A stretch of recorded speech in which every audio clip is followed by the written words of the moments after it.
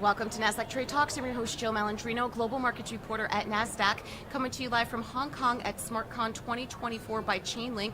Joining me for this segment, we have Stéphanie Lheureux. She's head of Digital Assets Competence Center, Euroclear. We're here to discuss the impact tokenization will have on the financial industry. It is great to have you with us, Stéphanie. Welcome to TradeTalks. Thank you, Jill. All right, you got it. And for those who might be unfamiliar, explain to us where Euroclear sits within the financial industry. Sure. So Euroclear is a financial market infrastructure. We are sitting in the middle of the capital market doing custody and settlement of securities globally. Just to give you some figures around that, we have around 40 trillion euros equivalent in custody, and we are settling the equivalent of the world GDP each month in our books. So just explaining that to explain that we are massive, and whatever we are doing it at scale. So this is to keep in mind when we are working on digital assets. And the panel that you were just on, tracking the tokenization transformation and what that means for scale. As the head of digital assets, how are you thinking about tokenization? What effect do you think this is going to have on financial services? So I believe that tokenization is really a concept which is transformative. So we hear a lot about the potential benefits of tokenization, how you can reorganize the market and some information, having a kind of golden source of truth for the market, which is a really big change. Today, you know, the market and market structure is sequential value chain, and everybody is exchanging data and reconciling. So a lot of efficiencies could be found and brought to the market with tokenization. A lot of promise around as well programmability of smart contract, all this stuff. So we know, and we all know the benefits and the potential of tokenization. But then back to the scale and what we are doing, we see that in the market, there have been a lot of experimentation for years. We have moved away from tokenization to production, but still one-off, and nothing is really scaling. And so when we think about tokenization and digital assets, we think first, what value can it bring to the market?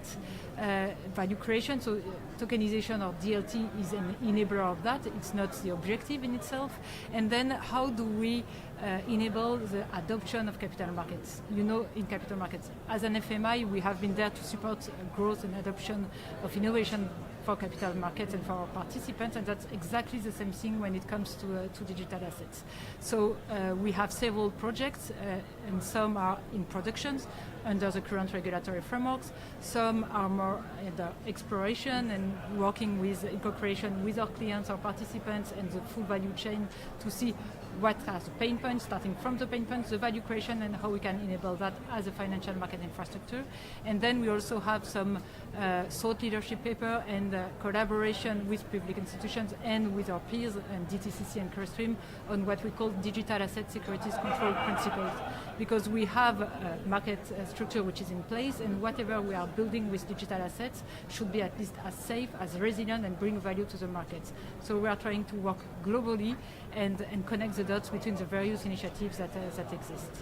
What other blockchain trends are financial institutions taking notice of?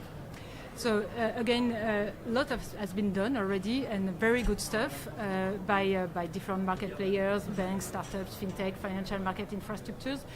Today, after a few years of experimentation, it's not really scaling, and we are facing difficulties to unlock value and scale for that.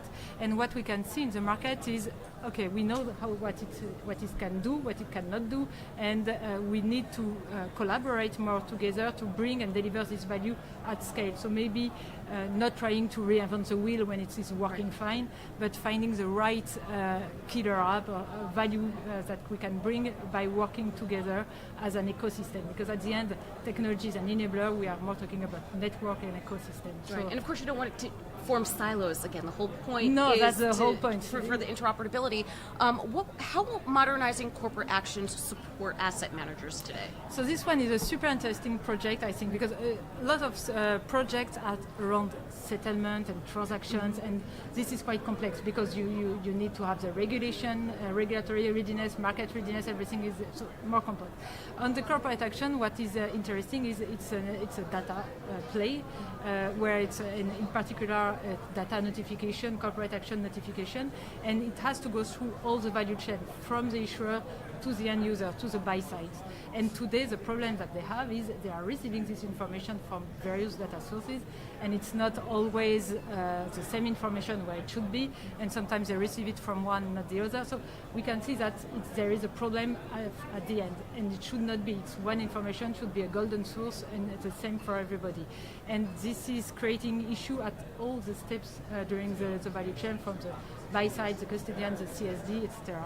So we did a project with recently announced with Chainlink, Swift, some buy sides and custodians around that, to see how we can, using new technologies, create a golden source, a unified golden source that can be trusted to be used after that as a real golden source for processing the corporate actions, and that can be shared in real time with all the participants. So, getting away from this sequential value chain into something which is more circular, where everybody in the value chain has access to the same golden source. And so we remove some inefficiencies in terms of need of reconciliations for everybody in the chain. Well, it also improves security as well, yeah. right? I mean, there's less vulnerabilities when you're not passing data from one place to the other, and it's all within this ecosystem. Exactly. And you can, but still it's at the beginning, and we have done this right. This process and this project with vanilla corporate actions, so mandatory ones, coupon, dividends, and then you have to see how you can make it more global and have everybody adopting this kind of solution. We have used AI. That was not in the plan at the beginning, to be honest. At the beginning we are just looking, okay, how can we create this golden source, because you need first to digitalize and to have the data points and the standards for that. And so at the beginning we were thinking maybe we can use Swift message to that. There are some standards that exist. And then discussing and brainstorming with all the participants, we decided to see how AI could help us create from unstructured data a smart contract that will then be distributed across blockchain to give this data information in real time to everybody. Any final thoughts for our viewers here in terms of realistically being able to implement all these types of solutions that you're working on? Yeah, but final thought would be digital assets and DLT and all these new technology are there to stay. Mm-hmm. So we should get all ready. The impact can be massive and transformative. So it's not a sprint; it's a marathon, and we should continue the collaboration all together to bring this value, unlock value, and fix real pain points for the industry using this tech as enabler when it makes sense. All right, Stephanie, appreciate the insight. Thanks for joining us on Trade Talks, and thanks for joining me from SmartCon. I'm Jill Malandrino, Global Markets Reporter at Nasdaq.